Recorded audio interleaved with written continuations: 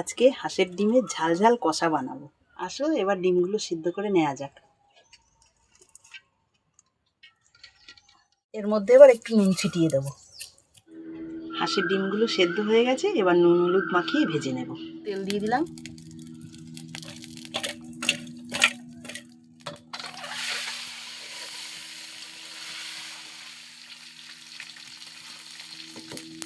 ডিমগুলোকে ভেজে তুলে নিলাম।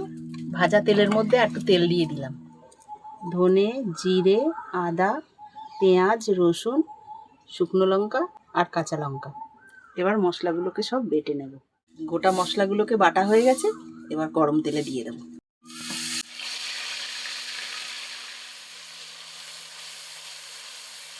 ভেতরে নুন, একটু হলুদ, মশলাটাকে এবার কষিয়ে নেব।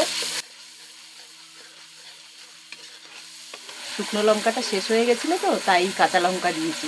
শুকনো লঙ্কা দিয়ে করলে লাল লাল ঝাল ঝাল ডিমের ঝাল হবে।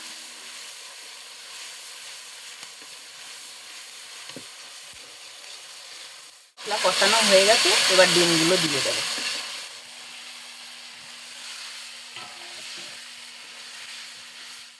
টেস্টি হয় মশলা ধোয়া জল দিলে।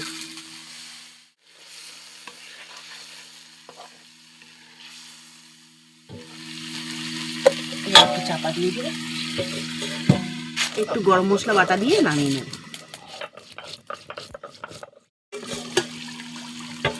দিয়ে দেবো, গরম মশলাটা দিয়ে দিই।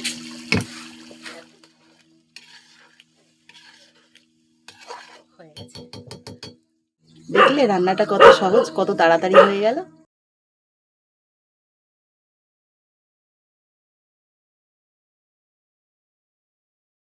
আজকে দুপুরের মেনু হাঁসের ডিমের ঝাল তৈরি।